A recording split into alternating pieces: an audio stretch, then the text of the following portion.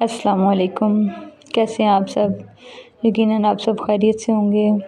اللہ تعالیٰ آپ سب کو صحت دے، زندگی دے، زندگیوں میں برکت دے اور رزق میں برکت دے اور سکون عطا کرے۔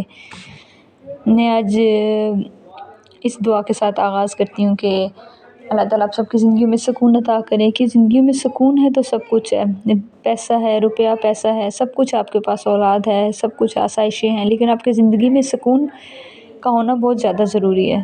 آپ کی زندگی میں سکون نہیں ہوگا تو زندگی نہیں ہوگی۔ تو آپ خود بھی اپنے لیے دعا کیا کریں، دوسروں کو بھی اس کی زندگی میں سکون کی دعا دیا کریں۔ یہ بہت بڑی دعا ہے۔ اللہ تعالیٰ سب کی زندگیوں میں سکون عطا کرے، سب کی زندگیاں تاکہ اچھی گزریں، سکون ہو، برکت ہو۔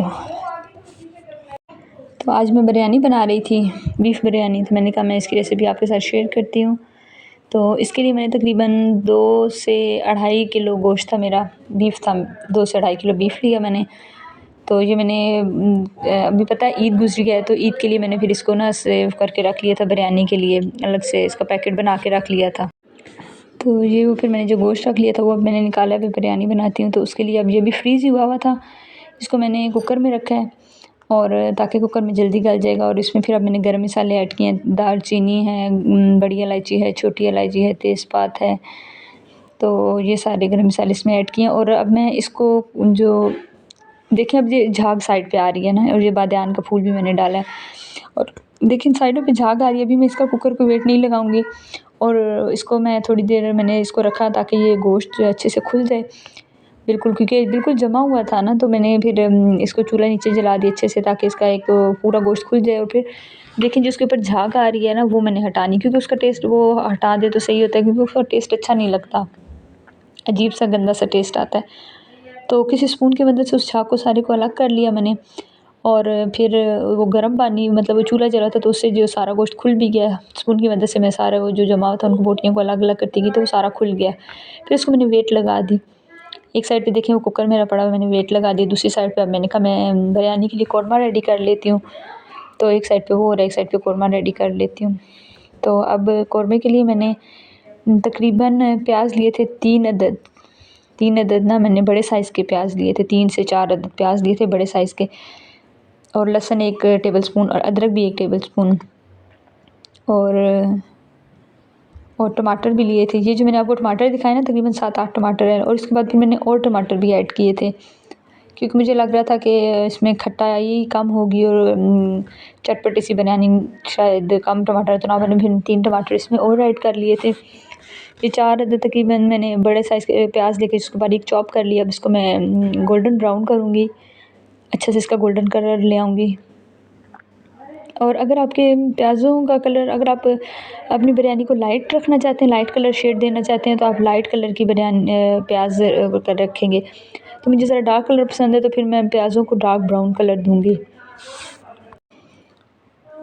تو اب تھوڑا سا میں ویٹ کروں گی تاکہ پیاز میرے یہ براؤن ہو جائے اچھے سے، اور ٹماٹر ہیں جو ان کو بھی میں نے باریک نا کاٹ کے رکھ لیے سائڈ پہ، اور جو پھر لہسن ادرک ہے اس کو بعد میں جب پیاز میرے تھوڑے سے ہو جائیں گے تو پھر لہسن ادرک کو بھی میں باریک کروں گی، باریک اس کو میں نے دیکھیں پیس لیا وہ، اس کو اب اس میں مسالے میں ایڈ کروں گی جب پھر پیاز براؤن ہو جائیں گے۔ تو ہر ایک کا ڈفرینٹ طریقہ ہوتا ہے بریانی بنانے کا، تو میں نے آج کا تھوڑے میں ڈفرینٹ طریقے سے بناتی ہوں، پہلے بھی اس طریقے سے بنائی ہے، تو میں نے کہا چلیں یہ اچھی بنتی ہے تو میں اس کا نئی ریسیپی اس لیے بھی جو طریقہ میں آپ کے ساتھ شیئر کرتی ہوں۔ تو پھر جب میں پیاز ساتھ ساتھ براؤن کر رہی تھی، گولڈن براؤن، ابھی کلر اس کا تقریباً آ چکا ہے، تو اب میں اس میں لہسن ادرک ایڈ کروں گی، جو پیسٹ لہسن ادرک کا میں نے اس کو پیس کے رکھا ہے نا، جو آپ فریزر والا لہسن ادرک کو بھی ایڈ کر سکتے ہیں۔ مطلب زیادہ تر ہم عورتیں جو ہوتی ہیں، جو ورکنگ وومنز ہوتی ہیں، یا جو گھر میں بھی یہ ہوتا ہے کہ جلدی وہ اگر آپ نے رکھا ہوا جی آپ کو ہو جاتا ہے فٹافٹ، وہ کیوبز آپ نے نکالے وہ ایڈ کر لیے۔ تو لیکن جو تازہ چیز کی بات ہوتی ہے نا، وہ بھی آپ کے پاس سہولت ہے ایک، ٹھیک ہے، لیکن جو اگر آپ کے پاس ٹائم ہے تو آپ تازہ پیسیں تو اس کا ٹیسٹ اور ہی اچھا آتا ہے۔ تو جب میں نے تازہ لہسن بھی اور ادرک بھی دونوں کو میں نے تازہ جو ہے وہ پیس لیا تھا 1 टेबल स्पून अदरक, 1 टेबल स्पून लहसुन, इन दोनों को ना मैंने अब इसमें ऐड किया, ताकि प्याज भी मेरे गोल्डन ब्राउन हो चुके हैं, और साथ साथ थोड़ा इन और प्याज़ों को कलर अभी मैं लाना चाह रही थी भी थोड़ा सा और गोल्डन हो जाए। तो इतनी देर में लहसुन अदरक जो है वो भी, उसका भी कलर अच्छे से आ जाएगा, कच्चापन दूर हो जाएगा, जो उसकी स्मेल सी होती है एक थोड़ी सी, वो भी ख़त्म हो जाएगी। तो अब उसकी ज़रा स्मेल हल्की सी वो थोड़े से पक गए लहसुन अदरक भी। अब इसमें मैंने टमाटर ऐड किए हैं, और टमाटरों को भी अब थोड़ा सा मैं सॉफ़्ट होने दूँगी। इसमें थोड़ी देर टमाटर पकेंगे ताकि थोड़े से सॉफ़्ट हो जाएँ। और देखिए अब एक साइड पे मैंने वो रखा है तो वो पक रहा है, यखनी बन रही है एक साइड पे। ये मसाले को अच्छी तरह पकाऊंगी। भी मैंने इसमें कोई मसाला ऐड नहीं किया, मतलब प्याज है, लहसुन अदरक है और टमाटर है, अब इसमें कोई मसाला ऐड नहीं किया।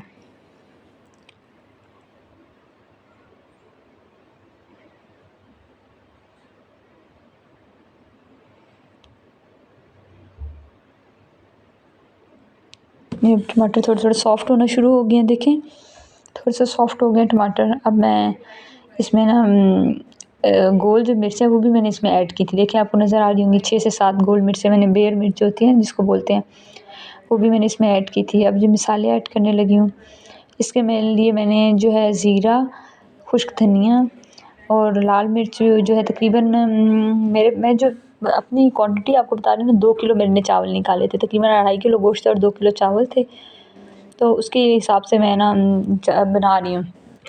तकरीबन मैंने 1 टेबल स्पून मैंने कुटी हुई मिर्चें ली हैं, 1 टेबल स्पून मैंने पिसी हुई मिर्चें ली हैं, 1 टेबल स्पून मैंने कश्मीरी लाल मिर्च ली है। तो ये और फिर गोल मिर्चें भी मैंने डाली थी, और सब्ज़ मिर्चें भी मैंने ऐड की थी, वो आपको दिखाना भूल गई, वो भी मैंने बारीक काट के पीस के वो भी इसमें ऐड कर दी थी। तो फिर वो मैंने जब मसाले डाले, थोड़ा मसालों को भुना, और अब एक बाउल जो है ना, तकरीबन 1 पाव दही जो था उसको अच्छे से फेंट के वो अब इसमें मैंने ऐड किया है। और ये देखिए आलू बुखारे, तकरीबन 8 से 10 आलू बुखारे थे, धो के उसको भी मैंने बीच में डाल दिया है। देखिए कितना प्यारा सा कलर आ रहा है। अच्छे से ना इसको भूनना है ताकि मसाला अच्छे से भुन जाए और आपको अच्छा सा कौरमा बने। देखिए कितना अच्छा सा भुन गया, ऑयल देखिए सेपरेट होना शुरू हो गया, तो मसाला अच्छे से भुन गया। और अब एक साइड पे जो मैंने रखा हुआ है यखनी के लिए गोश्त में, वो भी देखूंगी कि वो कितना हो चुका है कि नहीं हो चुका।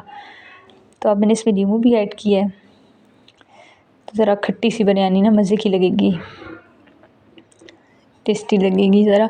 तो उसमें तकरीबन अब ये मैंने जो है 2 अदद बड़े वाले जो आजकल लीमू आए हैं ना, उनका रस बहुत अच्छा है, इतना ज़्यादा उसमें रस होता है, तो वो मैंने 2 अदद बड़े लीमू ले लिए थे, उसका मैंने इसमें रस ऐड किया, इसका जूस से लेमन जूस मैंने ऐड कर लिया इसमें। और ये बस कुछ उसके बीज आ गए थे, वो मैंने कहा मैं निकाल लूँ, फिर ये ना हो किसी के मुंह में आ जाए, तो पता फिर जब लीमू के मुंह में वो बीज आ जाए तो जायका सारा चेंज हो जाता है, अच्छा नहीं लगता। तो मैंने साथ ही मैंने वो निकाल दिए बीज लीमू के।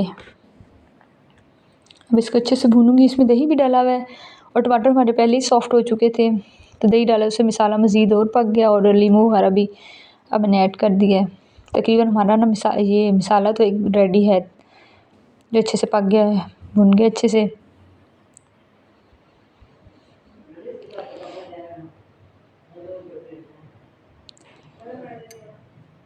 या वो आलू बुखारे मुझे लग रहा था एक जगह पे वो मैं, हालांकि मैंने धो के डाले थे अलग अलग, लेकिन वो स्पून की मदद से अब मुझे लगा वो एक साथ जुड़े हैं, फिर मैंने स्पून की मदद से 2-3 इकट्ठे थे, उनको मैंने अलग किया। थोड़ी देर ढक दूँगी ताकि थोड़ी बहुत जो कसर मसाले की वो भी पूरी हो जाए, मुकम्मल हो जाए। साथ ही अब हम गोश्त चेक कर लेती हूँ मैं, गोश्त अच्छे से गल गया था। देखिए मैं अभी आप दिखाती हूँ आपको, कितनी अच्छे से बोटी गल चुकी है ना, सॉफ्ट हो गया है, और मसाला भी रेडी हो गया। देखिए अब मतलब साथ वो रखा है साथ ये रखा, तो एक काम जल्दी हो गया, मुकम्मल हो गया ना जल्दी से। जितनी देर में मैंने मसाला इसका रेडी किया उतनी देर में ही वो गोश्त भी गल गया। तकरीबन मैंने इसको लगाई थी वेट, फ्रीज़ हुआ था इसलिए 20 मिनट की वेट लगानी पड़ी। अगर आपके पास ताज़ा हो ना तो फिर तकरीबन 12 से 15 मिनट की आप वेट लगाएं तो गल जाता है, और मेरा फ्रीज़ था इस वजह से फिर मैंने 20 मिनट की वेट लगाई थी। तो अब इसमें मैंने जो उसमें गोश्त गल चुका था, गोश्त जो है ना वो लेके उसको मैंने इसमें ऐड किया, गोश्त को मसाले में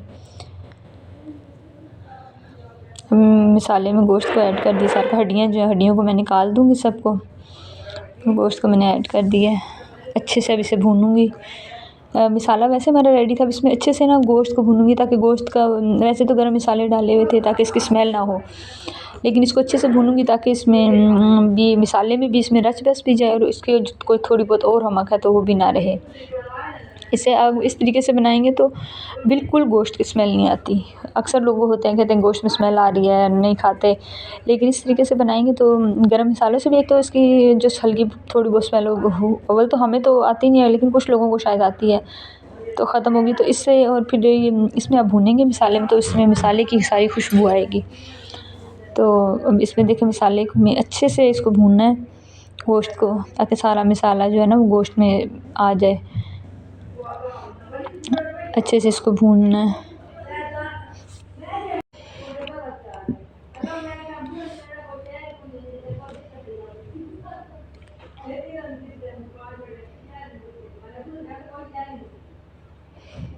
یہ اب میں نے نا اس میں پاؤڈر بنا لیا تھا اس کا جو اسے کیا جائفل کا جائفل کو نا اچھے سے میں نے پیس لیا تھا، الگ سے نا پیس لیا تھا وہ. اب میں نے اس میں ایڈ کیا ہے، اس میں بیچ میں پکایا نہیں تھا، گرم مسالے میں ایڈ نہیں کیا تھا، پیس کے اس میں ایڈ کیا تھا اور اس کو مسالے کو اچھے سے بھون لیا.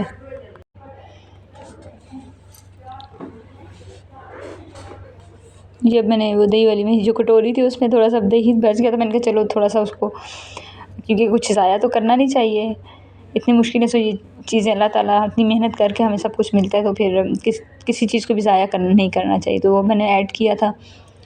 دیکھیں تقریباً میں نے نا 10 منٹ اس کو بھونا ہے گوشت کو بیچ میں، اور پھر اب جو یخنی تھی اس کو یخنی کو بیچ میں ڈال دی ہے اور تیز آنچ پہ اسے پکا لوں گی میں، تاکہ اگر میں یخنی کو ویسے تو اگر ویسٹ کر دیتی یا الگ رکھ دیتی تو پھر وہ چاولوں کا وہ ٹیسٹ نہ آتا. یخنی کیونکہ سارا ٹیسٹ تو یخنی میں ہے گوشت کا، تو اب یخنی اس میں ایڈ کی اور تیز آگ دیکھیں میں نے کر دی ہے. اس کی فلیم تیز فل کر دیں تاکہ اچھے سے یہ گوشت میں ہی مسالے میں خشک ہو جائے یہ ساری اس کی یخنی. تو وہ خشک ہو چکی ہے، دیکھیں کتنی اچھی گریوی بن گئی، اچھا سا قورمہ بن گیا ہے. اب جو میں نے چاول بوائل کر لیے تھے، چاول میں نے نا لونگ اور کالی مرچیں ڈال کے اس کو بوائل کیا تھا. تو اب میں نے چاول دیکھے پھیلا رہی ہوں، لیئرنگ اس کو کروں گی. اس کے لیے میں نے لیموں کاٹ کے رکھ لیے تھے، ٹماٹر کاٹ کے رکھ لیے تھے، سبز دھنیا کاٹ کے رکھ لیا تھا، زردہ رنگ کر لیا تھا پانی میں ڈال کے، تو اس کو کر لیا تھا. یہ دیکھیں اب سارا قورمہ میں نے اس میں ڈال دیے، نیچے پہلے چاول ڈالے ہیں، اوپر قورمہ ڈالا ہے. اب سلائسز رکھوں گی، ٹماٹر کے سلائسز رکھ رہے ہیں، لیموں کے سلائسز رکھوں گی، تھوڑا سا دھنیا ایڈ کروں گی اور پھر اوپر سے پھر چاول ڈال دوں گی. آپ بھی ضرور کیجیے گا یہ ٹرائی، بہت مزے کے، بہت سب کو تو بہت پسند آئے تھے چاول، یہ بڑے مزے کی بریانی بنی تھی. اور آپ لوگ سب جو ہیں میری ویڈیو کو دیکھیے گا، اسے لائک کیجیے گا، کمنٹ کیجیے، شیئر کیجیے گا ضرور. یہ دیکھیں اب سارا اس کے اوپر میں نے ڈال لیا. اب اوپر سے اس کو پھر چاولوں سے دوبارہ پھر اس کی لیئرنگ کروں گی چاولوں سے. یہ پیازوں کو بھی نا میں نے براؤن کر کے ڈال دیا تھا، اب وہ بھی میں نے اس میں ایڈ کی ہیں، براؤن پیاز، گولڈن براؤن پیاز کر کے سائڈ پر لی تھی، اس کو بھی میں نے ایڈ کیا. تو یہ اب چاول جو ہیں اوپر سے اب چاولوں کی بھی دوبارہ لیئرنگ کی ہے اس کی میں نے.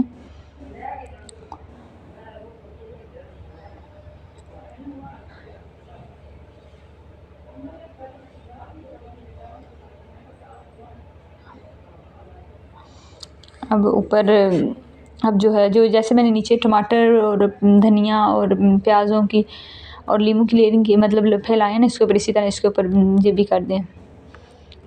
تو اور پودینہ بھی، اس کی بھی بڑی اچھی خوشبو آتی ہے. سارا کچھ ڈال کے تو اس کو دم پہ لگا دیں، پھر سب کو سرو کریں اچھے سے. اور پھر یہ بس سب کو پھر اس کو دم پہ میں نے لگا دیا تھا، تقریباً 15 سے 20 منٹ دم لگا تھا. اس کے بعد اچھے سے ریڈی ہو گئے تھے، پھر سب کو میں نے سرو کیا. چلیں جی، آپ کو پسند آئے تو اپنا فیڈ بیک ضرور دیجیے گا. اللہ حافظ.